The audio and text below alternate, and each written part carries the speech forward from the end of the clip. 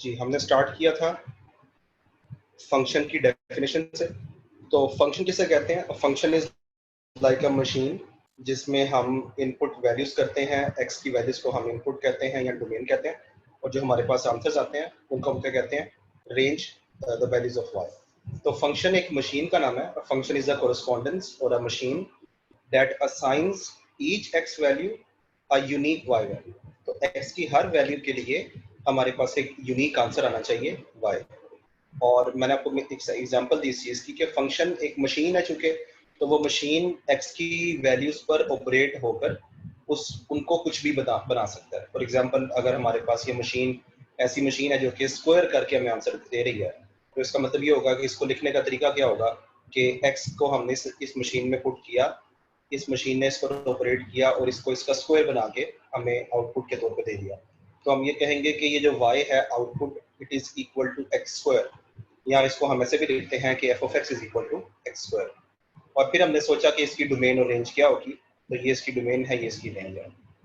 और इसमें हमने जो रियल नंबर्स का सेट देखा था, ये जस्ट एक एक्स्ट्रा इन्फॉर्मेशन है कि इसको हम कहते हैं रियल लाइन, जो आपके सामने आपको नजर आ रही है, जिसपे हम सारे नंबर्स को ड्रॉ कर सकते हैं। और इस रियल लाइन को हम रियल लाइन भी कहते हैं। और इसको लिखते कैसे हैं मैथमेटिकल फॉर्म में? r is equal to minus infinity to infinity open brackets. Open brackets का मतलब होता है कि ये नंबर्स इंक्लूडेड नहीं है, क्योंकि ये नंबर्स ही नहीं है तो लिहाजा ये इंक्लूडेड नहीं है। Infinity is not a number, it is just a symbol. एक बात ये होगी। नाउ द टॉपिक जो हमने करना है, जो आपसे मैंने डॉक्यूमेंट शेयर किया है, उसमें एक्सरसाइज 1.1 का टॉपिक है ये domain and range of a single variable function. Domain and range of a single variable function 1.1। तो ये 1.1 का टॉपिक है जिसमें हमने फोकस करना है तीन तरह के फंक्शंस पे, पॉलिनोमियल्स पे, और उसके बाद रेसिप्रोकल फंक्शंस पे या रैशनल फंक्शंस पे, और स्क्वायर रूट फंक्शंस पे। तो सबसे पहले तो हम ये देखते हैं कि पॉलिनोमियल्स क्या होते हैं। पॉलिनोमियल्स एक ऐसे फंक्शंस होते हैं जिसमें एक्स की जो पावर्स होती है या जो वेरिएबल्स की जो पावर होती है वो नॉन नेगेटिव इंटीजर होती है। ठीक है, ये आपने इससे रिलेटेड वर्ड जो याद रखना है पॉलिनोमियल में, वो क्या है कि non negative powers of the variable. तो इसमें हमारे पास क्या होगा?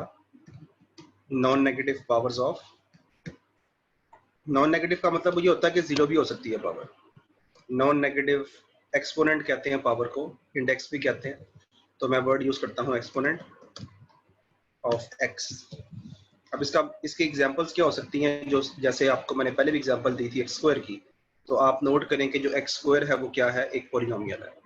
एक्स स्क्वायर एक पॉलिनोमियल है। आप इसकी पावर्स को बढ़ाते जाएं, एक्स क्यूब कर लें, साथ कोई नंबर भी ऐड कर दें, +1 कर दें आप। ठीक है, ये सारे क्या हैं? ये पॉलिनोमियल्स हैं। तो इवन एक कांस्टेंट फंक्शन होगा वो भी पॉलिनोमियल होगा। उसकी रीजन कि उसके साथ एक्स की कोई पावर नहीं है, यानी कि एक्स की पावर है 0। एक्स की पावर 0 1 होती है, तो इसलिए आपको ये सिर्फ 2 लिखा हुआ नजर आ रहा है। ये भी एक पॉलिनोमियल है। तो ऐसा फंक्शन, बल्कि मैं कोई एग्जांपल ले लूँ, x+2 कर लूँ मैं, या x+5 कर लूँ, ये देखें ऐसे आ गया। तो इनके बारी बारी नाम भी हैं, यानी इसको, ये सब पॉलिनोमियल्स हैं। पॉलिनोमियल्स में एक्स की पावर्स क्या होती हैं? Non negative. और अगर मैं यहाँ से शुरू करूँ कि ये कांस्टेंट फंक्शन है, यानी कि ये हमेशा 2 ही रहेगा। आप इसमें एक्स को जो मर्जी पुट करेंगे ये 2 ही रहेगा। और x+5 ये लीनियर फंक्शन है ये। ठीक है, इन सबके नाम हैं, इन सबके नाम मैं यहाँ पे नोट कर देता हूँ आपको। ये क्या है जी? ये कांस्टेंट फंक्शन है। ठीक है, उसके बाद ये जिसमें x की पावर 1 है, इसको हम कहते हैं लीनियर फंक्शन। ये x की पावर 2 है, इसका नाम होता है क्वाड्रेटिक फंक्शन। ये क्वाड्रेटिक फंक्शन है। ये क्यूब पावर आ गई तो उसको हम क्यूबिक कहते हैं, क्यूबिक फंक्शन। ये देखिए हमारे पास जो पॉलिनोमियल्स हैं वो बड़े इंपॉर्टेंट है, यानी कि उनमें हर एक फंक्शन का कोई ना कोई नाम है। तो जिसमें पावर होती नहीं है, जिसमें x की पावर 0 होती है, उसको हम कांस्टेंट फंक्शन कहते हैं। जिसमें पावर 1 होती है उसको लीनियर, जिसमें पावर 2 है उसको क्वाड्रेटिक, जिसमें पावर 3 है उसको क्यूबिक, एंड सो ऑन। ये चलता रहता है काम। x की पावर 4 भी आ सकती है, 5 भी आ सकती है। तो एक तो हम इनकी बात करेंगे डोमेन की। तो इधर से बल्कि स्टार्ट करते हैं। आप मुझे ये बताएं कि ये जो फंक्शंस मैंने लिखे हैं इनकी डोमेन क्या होती है, यानी कि पॉलिनोमियल्स की डोमेन क्या होती है? इन सब फंक्शंस की डोमेन फिक्स है, एक ही चीज है, वो आपने मुझे बताना है कि क्या होती है। जी anyone? Non negative real numbers. Non negative क्यों? नेगेटिव डोमेन की बात ऑल हो रही रियल है। नंबर्स, ऑल रियल हाँ, नंबर्स। डोमेन बिल्कुल। Domain of a polynomial function. देखो मैं तो एक लाइन लिखने लगा हूँ जनरलाइज, ताकि आपको याद रहे। तो मैंने कोई इसको नाम नहीं दिया इन फंक्शंस को, क्योंकि ये सभी Sir, पॉलिनोमियल्स हैं। जी sir, all real numbers. बिल्कुल।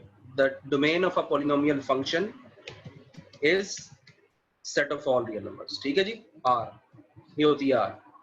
तो ये चीजें जो है वो फिक्स हैं, यानी कि किसी भी पॉलिनोमियल फंक्शन की डोमेन फिक्स है, which is the set of all real numbers. Range क्यों फिक्स नहीं है, बता सकता है हमें से कोई?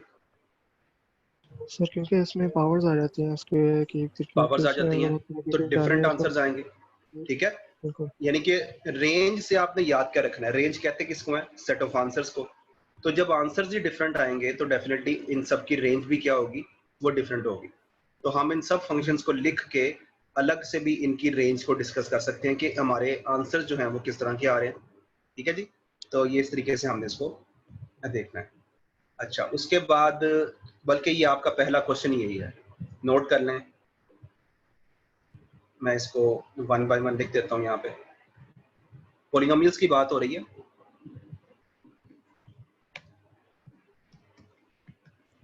पॉलिनोमियल्स, तो इसमें जो हमने एग्जांपल्स ली वो कौन कौन सी हैं? पहला है G function f of x is equal to suppose 2 है। उसके बाद जी ऑफ एक्स ले लेते हैं, g of x is equal to क्या था इस पेज पे, ये एग्जांपल में लिख रहा हूँ, एक्स प्लस 5 एक्स स्क्वायर। ठीक है, एक्स प्लस 5 है ये, और x plus 5।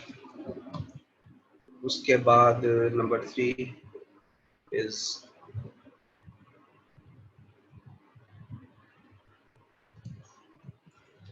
Suppose H of x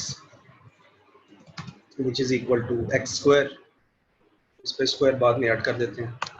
और number 4 is the cubic function, suppose G of x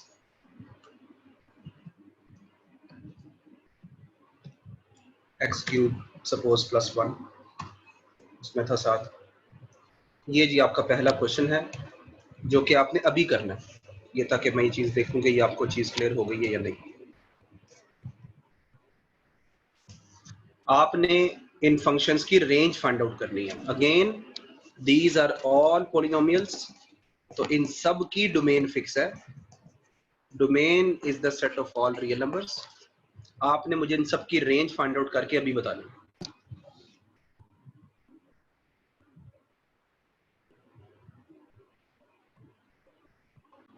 जी हमारे पास ये पॉलिनोमियल्स हैं जिनकी डोमेन और रेंज हमने फाइंड आउट करनी थी।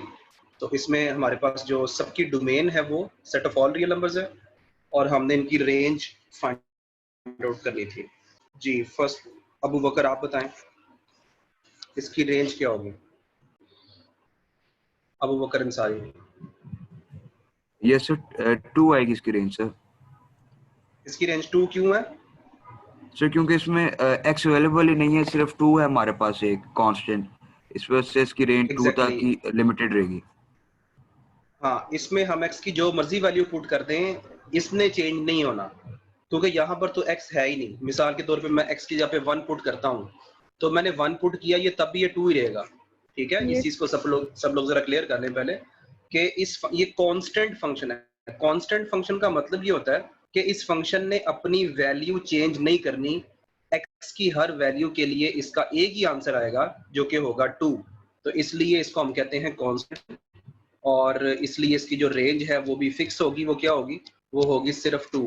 अब इसको जरा लिखने का तरीका देख लें कि क्या है। Range of f is equal to 2, ऐसे नहीं लिख देना आपने, इसको आपने लिखना है सेट की फॉर्म में, और सेट की फॉर्म ये होती है। ठीक है, ये दरमियानी ब्रैकेट आपने यूज करनी है, तो इसको हम कहते हैं रेंज ऑफ f। अब आते हैं जी बाकियों पे। सेकंड,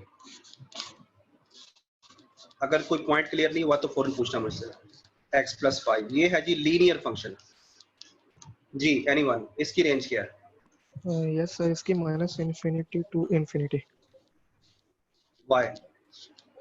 सर एक्चुअली इसमें x की कोई मतलब पावर नहीं है, तो x में आप अगर कोई भी x की वैल्यू डालें, इन केस -7 डाल दें, तो इसमें लाइक माइनस की तरफ भी जा रहा है, माइनस इन्फिनिटी की तरफ भी आ रहा गुड है, और 0 भी आ गुड। जाएगी, और आगे टू इन्फिनिटी भी। अच्छा 0 कैसे इसका आंसर आएगा? 0 अगर आप 5 x की जगह 5 पुट कर दें, 5 वो तो 10 नहीं आंसर आ सॉरी जाएगा। Sorry sorry sorry -5, sorry -5। -5 बिल्कुल बिल्कुल ठीक है। तो इसमें अगर हम -5 पुट करेंगे तो 0 भी आ जाएगा, 2 पुट करेंगे 7 आ जाएगा। इसका मतलब ये हुआ कि इसके आंसर्स तीनों तरह के आ रहे हैं, पॉजिटिव भी आ रहे हैं, नेगेटिव भी आ रहे हैं, 0 भी आ रहा है। तो इसकी जो रेंज है वो भी क्या है जी, set of all real numbers. ठीक है, थर्ड वाले पे आते हैं। थर्ड वाला है h of x = x²। Sir ji 0 to infinity होगा।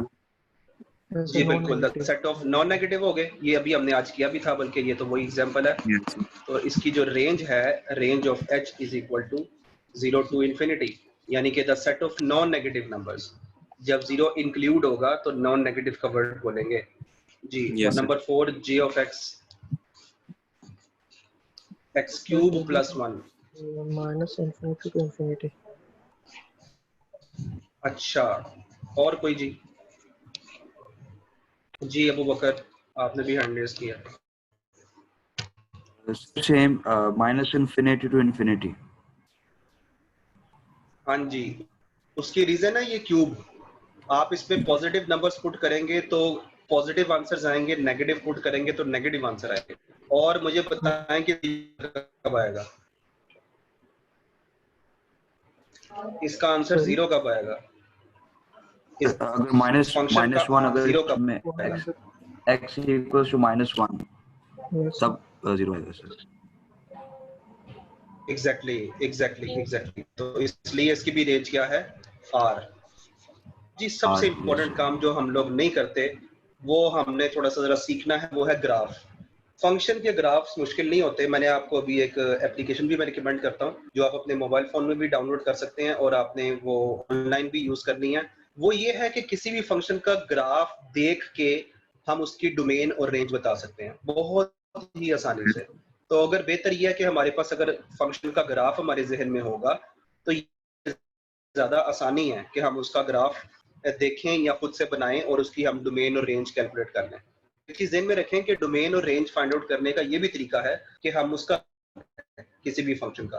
तो मिसाल के तौर पे मैं ये साफ आपके सामने अभी ड्रॉ करता हूँ और देखता हूँ कि यहाँ पर आपको क्या मुश्किल आ सकता है। था जी f of x = 2।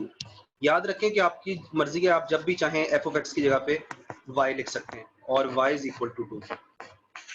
Constant function का ग्राफ सबसे आसान है कि आपने देखना है कि लिखा क्या होगा। ये लिखा होगा y = 2। आपने इतना करना है कि ये x एक्सिस आ गया, ये आ गया y एक्सिस। आपने y = 2 ढूंढा, ये y1 ये y2, और आपने ये लाइन ड्रॉ कर दी जो कि है y = 2।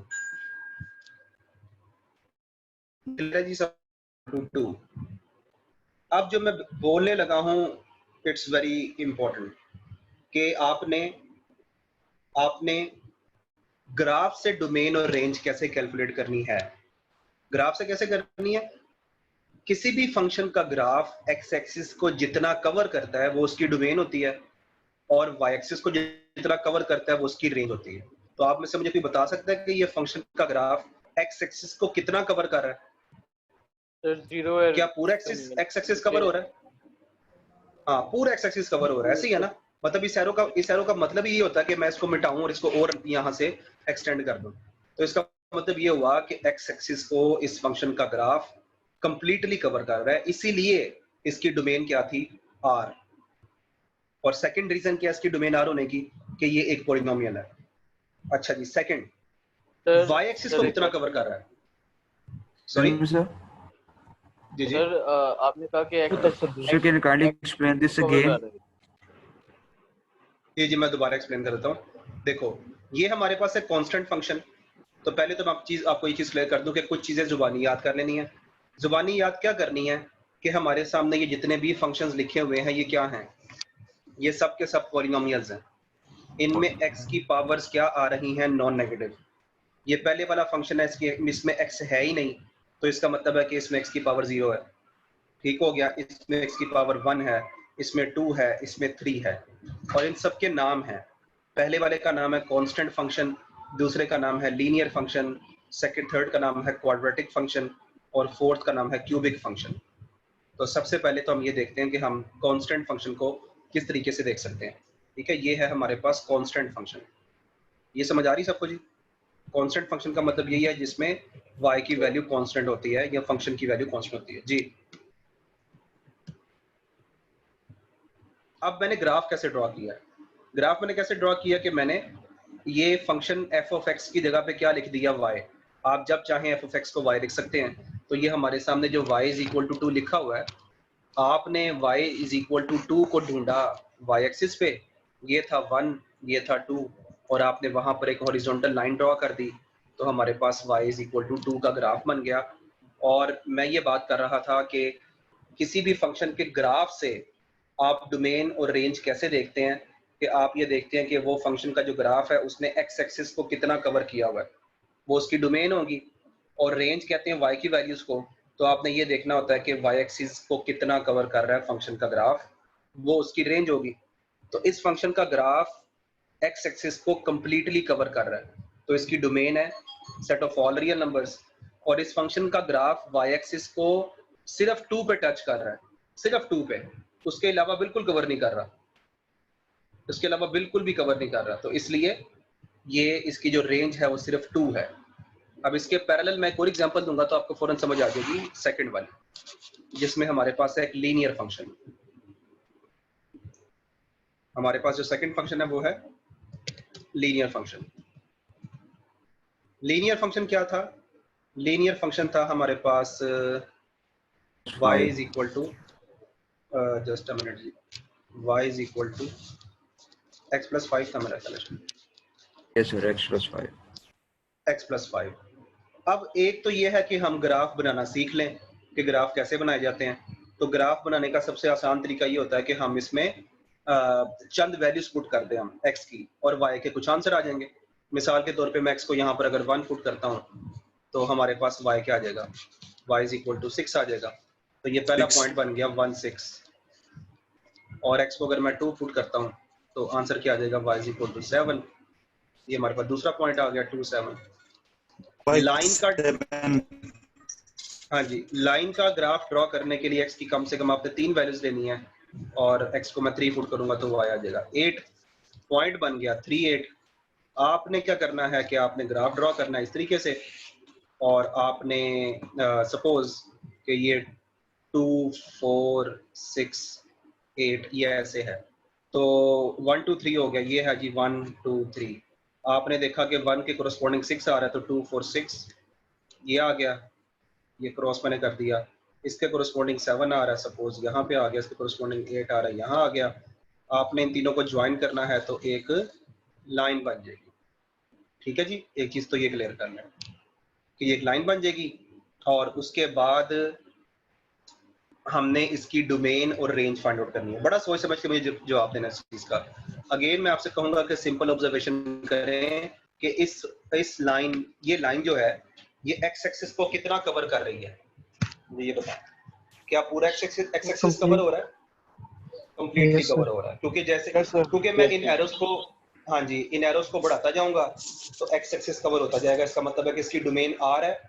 सेकंड रीजन इसकी, क्योंकि ये एक पॉलिनोमियल है तो इसकी डोमेन क्या होगी, आर होगी। इसकी रेंज क्या है, वाई एक्सिस कितना कवर हो रहा है, वो भी सारा पूरा वो भी पूरा हो रहा है, वो भी सारा ही हो रहा है, क्योंकि ये लाइन स्ट्रेट लाइन नहीं है, ये यानी कि हॉरिजॉन्टल लाइन नहीं है, या ये वर्टिकल लाइन नहीं है, ये तो बिल्कुल एक इंक्लाइंड लाइन है। तो मैं इसको यहाँ से बढ़ाता जाऊंगा तो एक्स वाई एक्सिस ऊपर से भी और नीचे से भी कवर होता जाएगा। इसका मतलब ये हुआ कि इसकी रेंज क्या है, set of all real numbers. ये सबको जी क्लियर हो रहा है साथ साथ? यस सर y एक्सिस वाला एस्पेक्ट सर क्लियर हुआ, वो किस तरह ये सारा ग्राफ में कवर हो रहा है सर? ये y एक्सिस वाला काइंडली। हाँ हाँ, ये देखो, आप चाहे बिल्कुल लाइन ऐसे ड्रॉ कर लो, इसने अल्टीमेटली उसको कवर करना ही करना है। उसकी रीजन ये है कि मैं यहाँ से एरो खत्म करूंगा, इसको बढ़ा दूंगा। एरो का मतलब ये होता है कि एरो को खत्म करके आप लाइन को बढ़ा सकते हैं। अब बात समझ आ रही है ना? यानी कि मैं लाइन को यहाँ से कवर काटूंगा, इसको मैं और बढ़ा दूंगा, ठीक है। तो ये अल्टीमेटली पूरे का पूरा वाई एक्सिस कवर करेगा। क्या ख्याल है, समझ में आती है बात ये वाली? यानी कि अगर लाइन सीधी नहीं है ना, अगर लाइन सीधी नहीं है ऐसे, तो उसने अल्टीमेटली दोनों एक्सिस को कवर करना ही करना है। ये ज़हन में रखें आप। ये बात क्लियर होगी? यस सर, क्लियर है। ठीक हो गया। अच्छा जी, अब आते हैं थर्ड वाले पे। थर्ड हमारे पास था क्वाड्रेटिक फंक्शन। ये बड़े जी जी सर, ये जो आपने y = 2 जो उसका ग्राफ बनाया था, तो आपने उसके बेस पे उसको जो है ना हॉरिजॉन्टल लाइन की है आपने, क्योंकि आप y के ऊपर जो है y एक्सिस के ऊपर भी 2 रख सकते थे, आपने उसको हॉरिजॉन्टल लाइन क्यों बनाई? वो क्या है हॉरिजॉन्टल लाइन, किस तरह आपको पता चला कि very good question, very good question, बहुत अच्छा सवाल है। मैं आपको ऐसा करता हूँ कि इसका ग्राफ बना के दिखा देता हूँ, ठीक है। यानी जो आपका सवाल का जवाब है वो ये है कि ये हमारे पास फंक्शन था f(x = 2), तो मुझे इतना तो पता है कि ये y है, तो मैंने चलो जी ठीक है जी, मैंने ये y को 2 तो पिक कर लिया, तो ये हॉरिजॉन्टल ही क्यों बनाया, यही बात है ना। हाँ जी, तो इसका आसान जवाब ये है कि देखो आप किसी भी फंक्शन का ग्राफ कैसे ड्रॉ करते हो, कुछ वैल्यूज पुट करते हो x की। ये देखो जरा, ये वाला प्रोसीजर, ये प्रोसीजर आपने याद रखना है। किसी भी फंक्शन का ग्राफ ड्रॉ करने का तरीका क्या, आपने चंद वैल्यूज x की पुट करनी है, y की वैल्यूज आंसर में आएंगी, उनको ज्वाइन कर देना, ग्राफ बन जाएगा। मैं क्या करता हूं, मैं यहाँ पर x की कुछ वैल्यूज पुट करता हूं, x को मैं 1 पुट करता हूं, मुझे बताएं कि f(1) क्या आ जाएगा? f(1) क्या आ जाएगा? 2। हाँ जी। अच्छा, x को 2 पुट करता हूं, f(2) क्या आ जाएगा? 2। x को 3 पुट करता हूं, 2 आएगा। x 2 आ जाएगा। अच्छा, और ये सारी की सारी y वैल्यूज होती हैं, ऐसे ही है? हाँ जी, बिल्कुल। अच्छा, इसका मतलब ये हुआ x को 1 पुट किया 2 आंसर आया, x को 2 पुट किया 2 आंसर आया, x को 3 पुट किया 2 आंसर आया। आप इन तीनों को आपस में ज्वाइन करेंगे तो कौन सी लाइन बनेगी? एक हॉरिजॉन्टल लाइन बनेगी, ठीक है। हाँ, तो हमने जो यहाँ से सीखा वो ये सीखा, जनरल प्रोसीजर सीखा हमने कि किसी भी फंक्शन का ग्राफ ड्रॉ करना होगा तो हम उसमें x की कुछ वैल्यूज पुट करेंगे, हमारे पास y की वैल्यूज आंसर में आएंगी, उनको हम आपस में ज्वाइन करेंगे तो हमारे पास उसका फंक्शन का ग्राफ बन जाएगा, ठीक है। और जब भी हमारे पास अब जैसे ये क्वाड्रेटिक फंक्शन है ना, तो इसके लिए आपने ना ज्यादा वैल्यूज लेनी है, क्योंकि क्वाड्रेटिक फंक्शन आपको जो है वो पॉजिटिव वैल्यूज दे रहा है और 0 भी देगा। फंक्शन था x² वाला, तो ये मैं आप पे छोड़ता हूँ कि ये मैंने ग्राफ कैसे बनाया है, f(x = x², और क्योंकि ये बड़ा मशहूर ग्राफ है, ये आपको याद कर लेना चाहिए, x² और y = इसको हम ऐसे भी लिख सकते हैं, एक ही बात है ये। अच्छा, इसका ग्राफ हमेशा ऐसे बनता है, ऐसे एक पैराबोला। याद रखें कि क्वाड्रेटिक फंक्शन का ग्राफ हमेशा एक पैराबोला होता है, जो कि या तो ओपन्स अपवर्ड या ओपन्स डाउनवर्ड, ठीक है। तो चूंकि x² का कोफिशिएंट पॉजिटिव है तो इसलिए ओपन अपवर्ड्स होगा। अब आप में से मुझे कोई ये बताए कि इसकी डोमेन क्या होगी, ये x एक्सिस को कितना कवर कर रहा है? जी, एनीवन? इस फंक्शन का ग्राफ x एक्सिस को कितना कवर कर रहा है? सारे कवर करेगा, क्योंकि वही पहले वाली बात कि मैं इसको इधर से बढ़ाता जाऊंगा, x एक्सिस कवर होता जाएगा, ठीक है जी। तो x एक्सिस को ये सारा कवर कर रहा है। अब मुझे बताएं y एक्सिस को कितना कवर कर रहा है? सारे कवर कर रहा है, क्योंकि जितना आप इधर बढ़ाएंगे वो भी सारा कर रहा है। बिल्कुल बिल्कुल नहीं जी, बिल्कुल नहीं, सारा नहीं कर रहा है सर, 0 से इंफिनिटी तक कर। इसका ग्राफ तो 0 से नीचे जा ही नहीं रहा। आपको ग्राफ का कोई पोर्शन नजर आ रहा है जो कि 0 से नीचे जा रहा हो? वो तो है ही नहीं। तो इसलिए में ये रखें, हाँ जी बिल्कुल, ये 0 को टच हो रहा है और ऊपर की तरफ जा रहा है, ये तो 0 इंक्लूड है क्योंकि 0 को टच कर रहा है, और सारी वैल्यूज ऊपर की तरफ आ रही हैं, और y की वैल्यूज ऊपर की तरफ क्या होती हैं? पॉजिटिव। तो इसलिए इसकी जो है वो रेंज क्या होगी? 0 से इंफिनिटी। ये चीज क्लियर हो गई है सबको? Yes sir. अच्छा जी, अब एक और काम करते हैं। 0 से इंफिनिटी क्यों?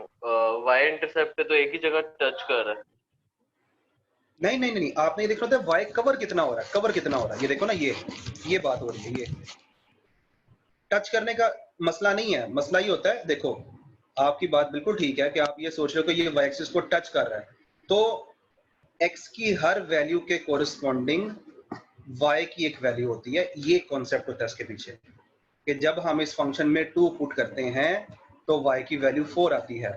मैं इस फंक्शन में x की जगह पर 5 पुट करूंगा तो y की वैल्यू कहीं यहां से जाके 25 आ जाएगी। बात समझ आ रही है? Yes sir.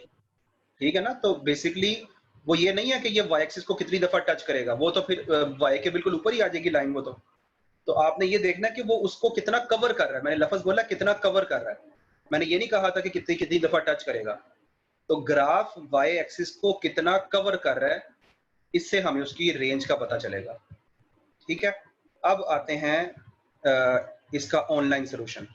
ऑनलाइन सोल्यूशन के लिए आपने जो सॉफ्टवेयर डाउनलोड करना है, जो एप्लीकेशन डाउनलोड करनी है, उसका नाम नोट कर लें। उसका नाम है डेस्मॉस, DESMOS, डेस्मॉस। इसको अपने मोबाइल फ़ोन में डाउनलोड कर लें। और मैं पहले ज़रा ये स्क्रीन शेयरिंग स्टॉप कर दूँ, उसके बाद आपको मैं इसका बताता हूँ ऑनलाइन।